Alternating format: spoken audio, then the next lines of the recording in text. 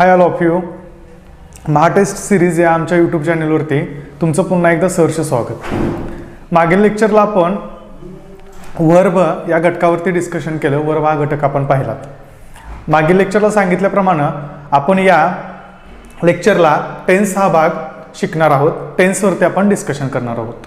तत्पूर्वी अजूनही आमच्या यूट्यूब चॅनलला कोणी सबस्क्राईब केलं नसेल तर जरूर सबस्क्राईब करा. सोबत बेल आयकॉन आहे, बेल आयकॉनही प्रेस करा, ज्याच्यामध्ये तुम्हाला आमचे नवीन अपडेट्स पाहायला मिळतील.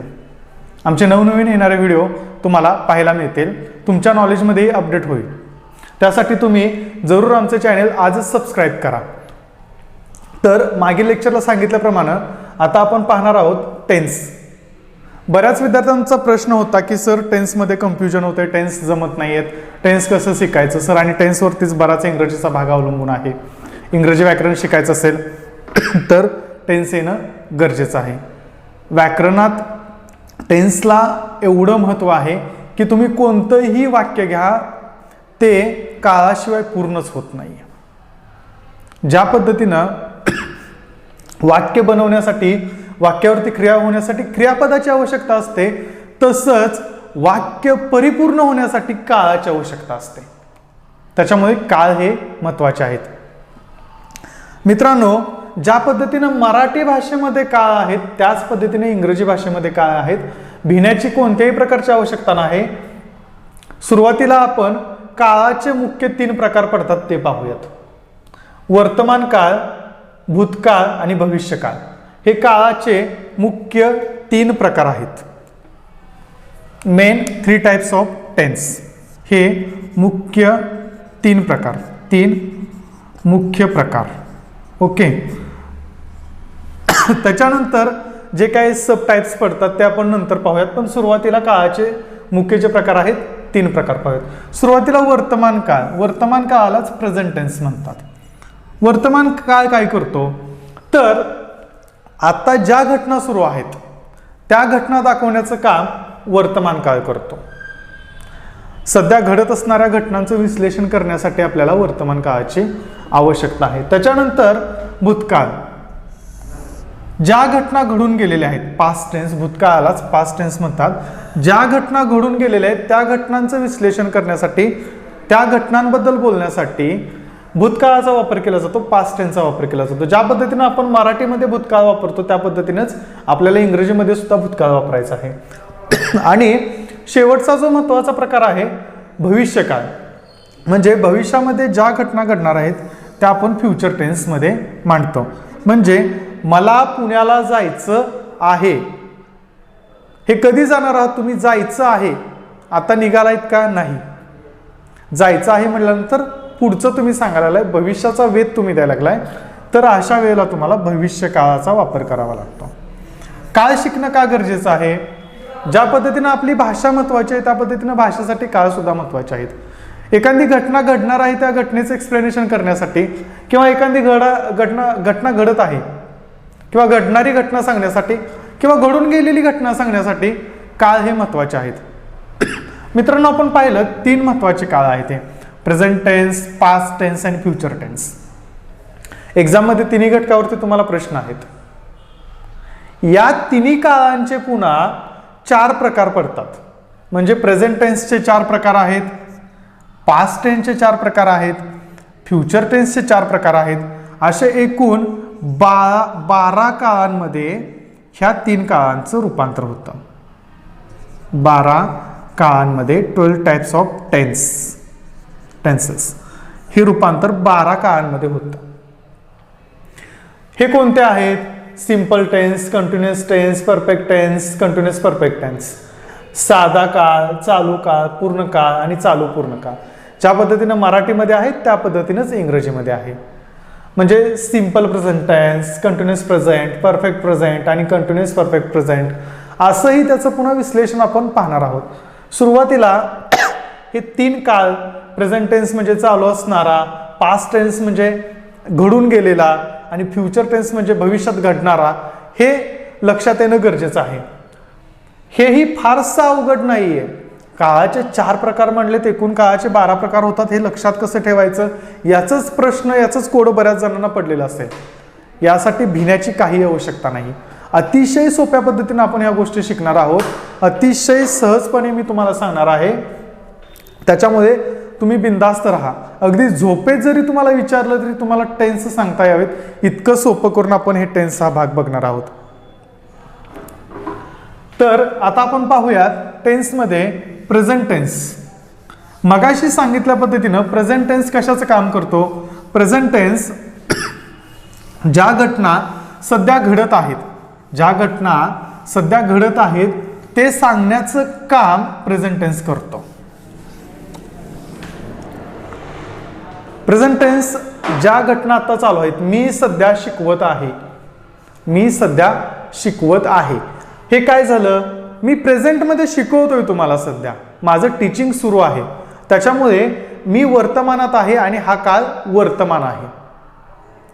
मी तुम्हाला शिकवणार आहे, हे काय झालं, फ्युचर झालं, हे भविष्य झालं. पण आता मी काय म्हटलं, मी तुम्हाला शिकवत आहे, हे प्रेझेंट, हे वर्तमान काळाचं उदाहरण झालं. याच्यामध्ये पुन्हा वर्तमान काळाचे 4 प्रकार पडतात. मगाशी ज्या पद्धतीने लिहिलं होतं त्या पद्धतीनंच ह्याचे पुन्हा 4 प्रकार पडतात.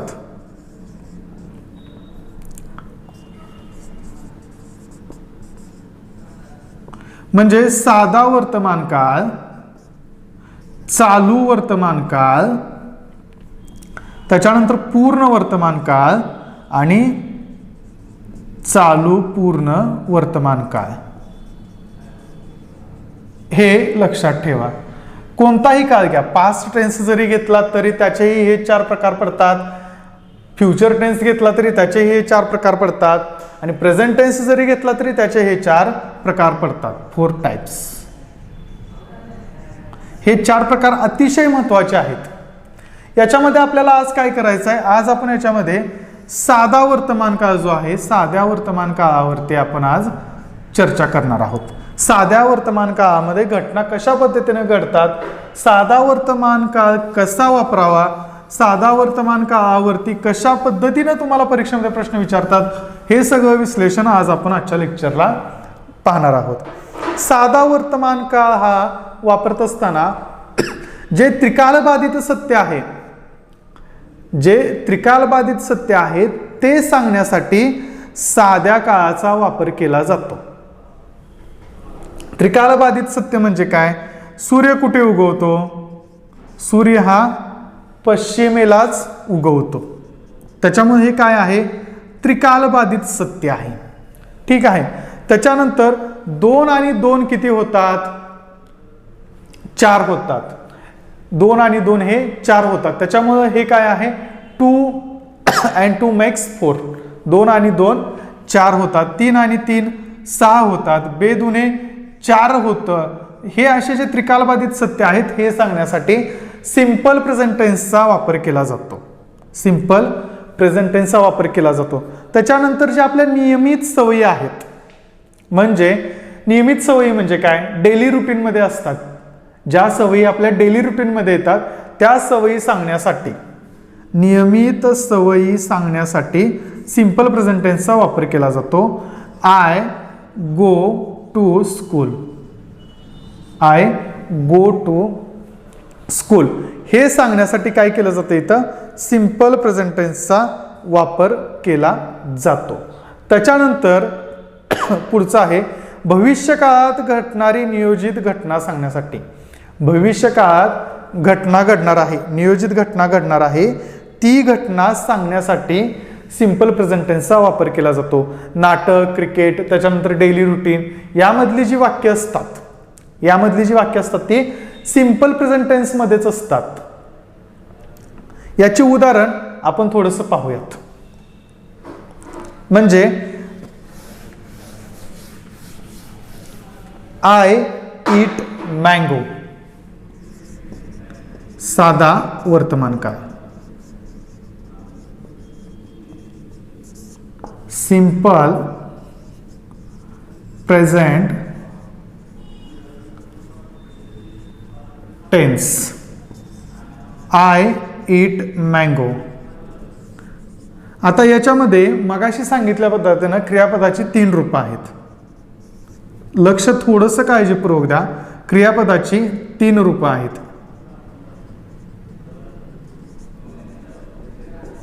साधा काळ करत असताना क्रियापदाचं पहिलं रूप वापरलं जातं. सिंपल प्रेझेंट टेन्समध्ये क्रियापदाचे पहिले रूप वापरतात. मेन्शन करा तुमच्या नोटबुकमध्ये असेल तर जवळ. क्रियापदाचे पहिले रूप वापरतात. First form of the verb वापरलं जातं, हे लक्षात घ्या. आणि हे क्रियापदाचं पहिलं रूप वापरत असताना जर वाक्याची सुरुवात मी काय म्हणतोय बघा, थोडंसं काळजीपूर्वक लक्ष द्या. जर क्रियापदाचं पहिलं रूप वापरत असताना जर वाक्याची सुरुवात ही, सी, इट आणि नाउन म्हणजे name of person, thing, place याने जर झाली असेल तर मात्र वाक्यामध्ये क्रियापदाला यस किंवा ईएस प्रत्यय लागतो.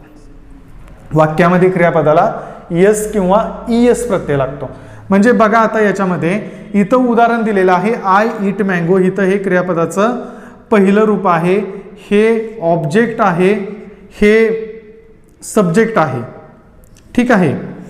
तर वाक्यामध्ये जर आता मी ही वापरलं, आय काढलं आणि इथं जर ही वापरलं तर इथं काय होणार आहे, क्रियापदाला ही इट्स मँगो. का तर क्रियापदामध्ये काय आलेलं आहे, ही, सी, इट. ओके. आणि यापैकी नाउन जरी मी वापरलं तर इथं आता मी हिच्या जागी रोहन घेतलं, रोहन इट्स मँगो. ओके. जर वाक्यामध्ये क्रियापदाच्या पूर्वी ही, सी, इट नाउन असेल तर मात्र वाक्यात क्रियापदाला यस किंवा ईएस प्रत्यय लागतो. हे काळजीपूर्वक लक्षात ठेवा. याच्यानंतर आपल्याला काय बघायचं आहे, या सिंपल प्रेझेंट टेन्समध्ये वाक्याची रचना कशी केली जाते. म्हणजे होकारार्थी वाक्य कसं बनवायचं, नकारार्थी वाक्य कसं बनवायचं आणि प्रश्नार्थक वाक्य कसं बनवायचं. हे अतिशय सोपा भाग आहे, काही सुद्धा अवघड नाही आहे. वाक्यामध्ये सकारात्मक, नकारात्मक, प्रश्नार्थक वाक्य बनवणं काही अवघड नाही. तत्पूर्वी अजून एक नियम आहे सिंपल प्रेझेंट टेन्समध्ये. जर वाक्याची सुरुवात, सिंपल प्रेझेंट टेन्सच्या वाक्याची सुरुवात इफने झाली, वाक्याची सुरुवात जर इफने झाली, वाक्याची सुरुवात सिंपल प्रेझेंट टेन्समध्ये आहे, तर वाक्याचा पुढचा भाग हा सिंपल फ्युचर टेन्समध्ये येतो. हे लक्षात घ्या. म्हणजे एक उदाहरण पाहूयात आपण, त्याशिवाय तुमच्या लक्षात येणार नाही. इथं एक वाक्य पाहूयात. इफची सुरुवात जर असेल, यूज इफ जर सिंपल प्रेझेंट टेन्समध्ये, आणि शक्यतो जास्तीत जास्त इफवरतीच क्वेश्चन याच्या अगोदर सरळ सेवा भरतीला विचारलेले आहेत किंवा परीक्षेमध्ये बरेचसे क्वेश्चन हे इफने सुरुवात झालेल्या वाक्यांचे आहेत. ज्यावेळेला आपण उदाहरणं पाहणार आहोत त्यावेळेला आपण तो भाग पाहणारच आहोत. If you study hard you will pass. If you study hard you will pass. हे जे वाक्य आहे ह्या वाक्यामध्ये इफ वापरलेला आहे, त्याच्यामुळे हे वाक्य ज्या वेळेला सिंपल प्रेझेंट टेन्स इथं संपलेलं आहे, त्याच्यानंतर इथं सिंपल फ्युचर वापरलेलं आहे. तू अभ्यास कर म्हणजे तू पास होशील. जर तू अभ्यास केला तर तू पास होशील. इफची सुरुवात असेल तर वाक्य संपल्यानंतर पुढचं येणारं वाक्य हे सिंपल फ्युचरमध्ये असतं. हे वाक्य सिंपल प्रेझेंट टेन्समध्ये आहे. आणि दुसरं जर वाक्य आपण बघितलं तर हे सिंपल फ्युचरमध्ये आहे. गोंधळून जाण्याचा काही भाग नाही आहे. फक्त इथं विल वापरायचं आहे. शाल किंवा विल जर इथं सब्जेक्ट नंतर शाल किंवा विल असेल तर हे सिंपल फ्युचर आहे. हे लक्षात ठेवायचं. परीक्षेमध्ये गोंधळ होईल तुमचा की हे वाक्य इपनं झालेलं आहे, मग इथं आन्सर काय आहे.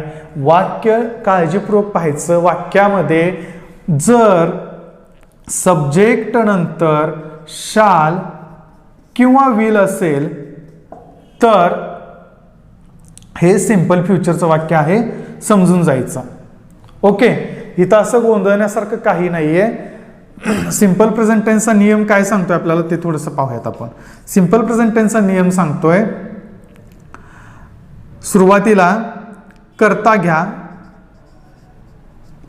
सब्जेक्ट घ्या, त्याच्यानंतर क्रियापदाचं पहिलं रूप घ्या, क्रियापदाचे पहिले रूप.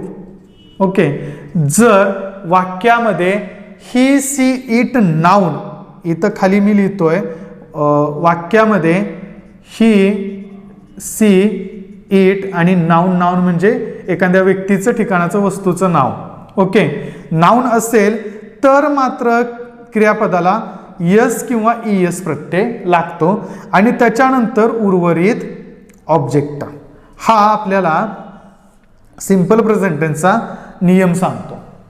या नियमानुसारच आपल्याला पुढं वाक्याची रचना पाहिजे आहे. वाक्याची रचना कशा पद्धतीनं सिंपल प्रेझेंट टेन्समध्ये होते हे पाहायचं आहे.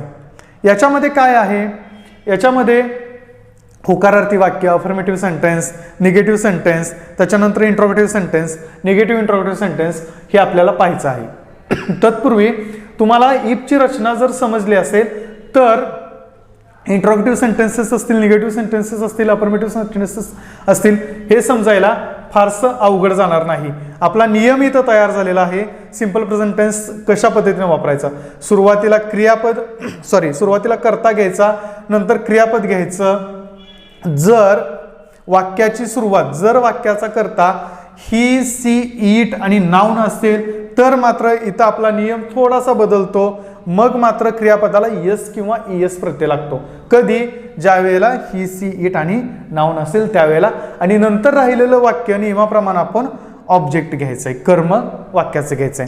आता थोडंसं आपण अफर्मेटिव्ह सेंटेन्सेस जे आहेत, होकारार्थी वाक्य, याच्याबद्दल बघूया. होकारार्थी वाक्य म्हणजे काय.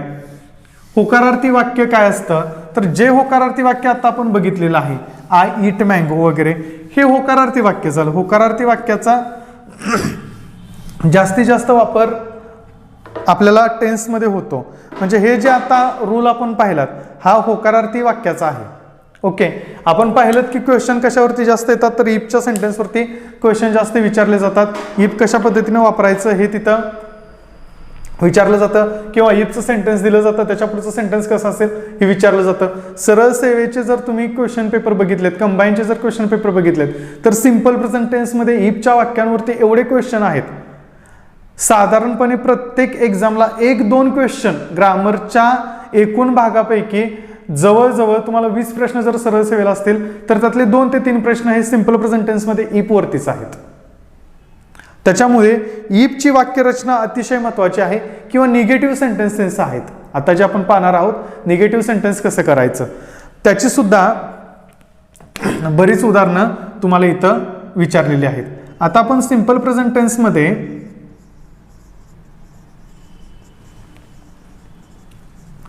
साधा वर्तमान काळ आहे. साध्या वर्तमान काळामध्ये होकारार्थी वाक्य कसं बनवायचं हे पाहणार आहोत. म्हणजे आता आपण पाहिलं अफर्मेटिव्ह सेंटेन्स. ओके, होकारार्थी वाक्य कसं बनवायचं हे पाहणार आहोत. आता जो आपण नियम तयार केलेला आहे होकारार्थी वाक्यासाठी, सब्जेक्ट प्लस व क्रियापदाचं पहिलं रूप verb first form oblique yes किंवा ईएस जर क्रियापदामध्ये ही सी इट आणि नाउन असेल तर, आणि नंतर ऑब्जेक्ट. हे काय झालं, क्रियापदाचं होकारार्थी वाक्याचा फॉर्म्युला झाला, होकारार्थी वाक्याचं सूत्र तयार झालं. म्हणजे आय ईट मँगो हे काय झालं, होकारार्थी वाक्य झालेलं आहे इथं. ओके, याच्यामध्ये नकार कोणत्याही प्रकारचा नाहीये. आता मात्र आपल्याला होकारार्थी वाक्य बनवणं सोपं आहे, पण नकारार्थी वाक्य कसं बनवायचं हे बऱ्याच जणांना पडलेला प्रश्न आहे. इथपर्यंत आम्हाला माहिती आहे सिंपल प्रेझेंट टेन्स असा होतो तसा होतो, साधा वर्तमान काळ आहे, क्रियापदाचं पहिलं रूप वापरतात, क्रियापदाचं पहिलं रूप वापरून ही सी इट नाऊन असेल तर त्याला एस एस क्रियापदाला एस एस प्रत्यय लागतो. इथपर्यंत आलोय आपण. क्रियापदाचं निगेटिव्ह रूप, क्रियापदाचं नकारार्थी वाक्यांमध्ये कन्व्हर्जन कसं करायचं ते मात्र अजूनपर्यंत बऱ्याच विद्यार्थ्यांना माहिती नाहीये.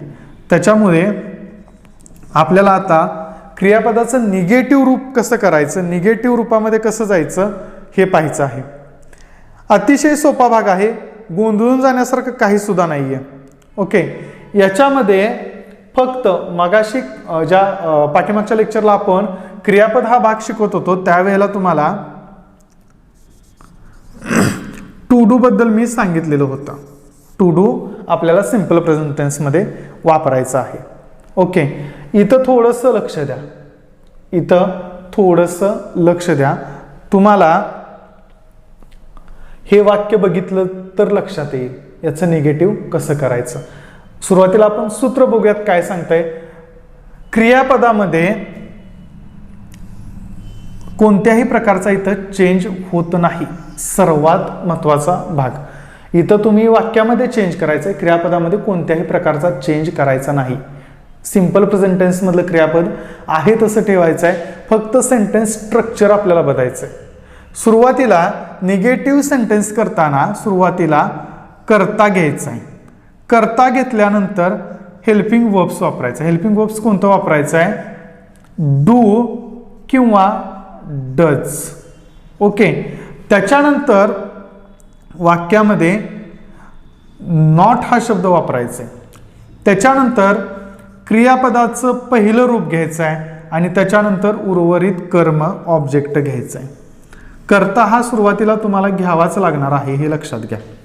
कर्ता घेतल्याशिवाय वाक्य पूर्ण होणार नाही, त्यामुळे सुरुवातीला कर्ता घ्यायचा आहे. म्हणजे आपण हे आय ईट मँगो हे जे इथं उदाहरण घेतलेलं आहे, हे उदाहरण आपण खाली निगेटिव्ह मध्ये कशा पद्धतीने होतंय हे बघूयात.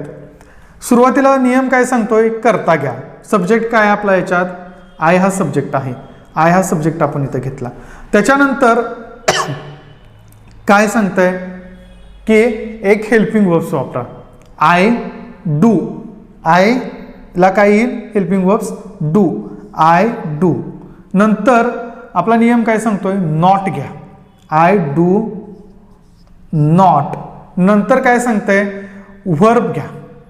वर्ब आपण इथे घेतलेला आहे, वर्बचा फर्स्ट फॉर्म घेतलेला आहे, आय डू नॉट ईट. नंतर ऑब्जेक्ट घ्या, मँगो. म्हणजे आय ईट मँगो या होकारार्थी वाक्याचं नकारार्थी वाक्य कशा पद्धतीनं झालेलं आहे, सुरुवातीला कर्ता घेतला, नंतर हेल्पिंग वर्ब्स घेतलं, नंतर नॉट हा शब्द घेतला, नंतर क्रियापदाचं पहिलं रूप घेतलं, क्रियापद आहे असं, आणि नंतर राहिलेलं कर्म घेतलं. म्हणजे आय ईट मँगोचं नकारार्थी I do not eat mango अशा पद्धतीनं होत आहे. परीक्षेमध्ये बऱ्याचदा तुम्हाला प्रश्न असा विचारला जातो, एक सिंपल होकारार्थी वाक्य दिलं जातं. म्हणजे फॉर एक्झाम्पल घ्या की आय ईट मँगो हे परीक्षेमध्ये तुम्हाला आलेलं उदाहरण आहे.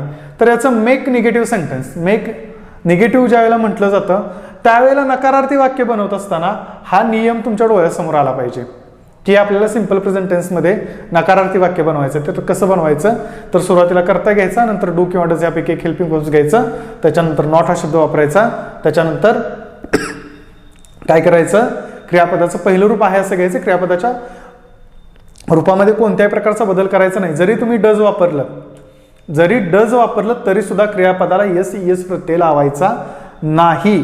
हे सगळ्यात महत्वाचा भाग लक्षात ठेवा.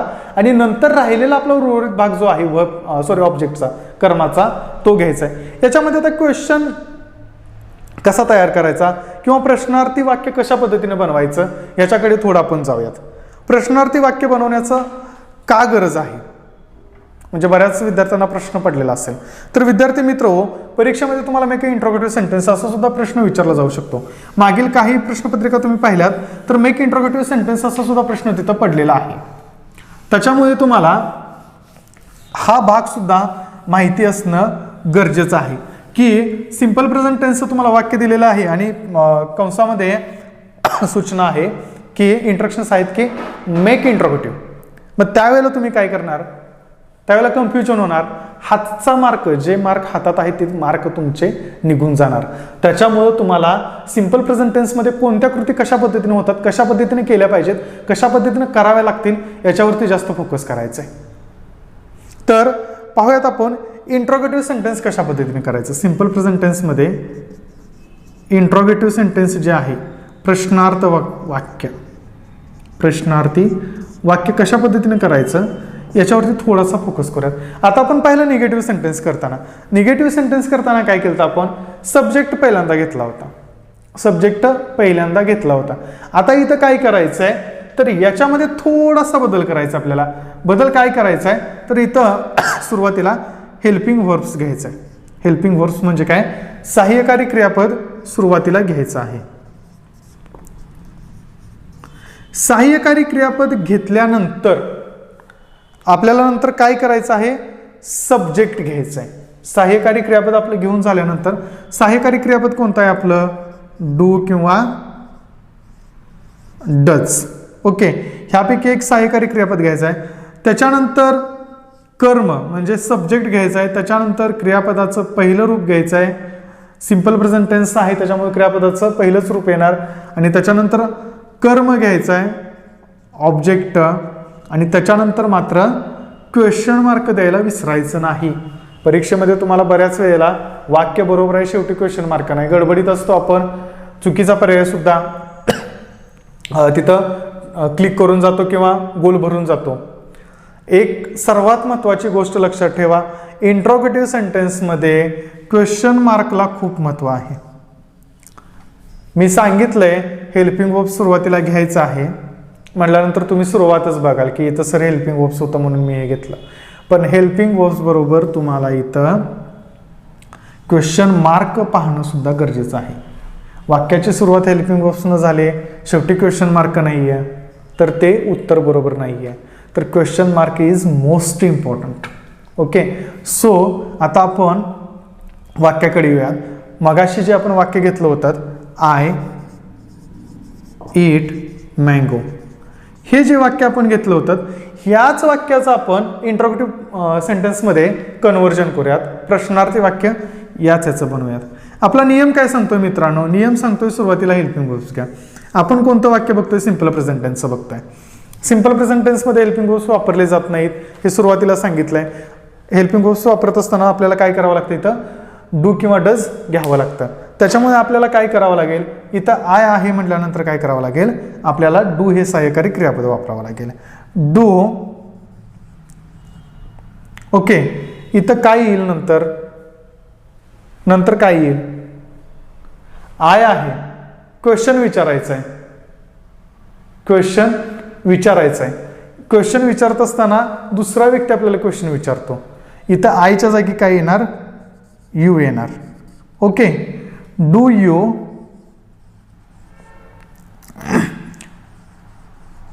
ईट mango, do you eat mango. ह्या बारक्या बारक्या ज्या गोष्टी आहेत त्या लक्षात ठेवा.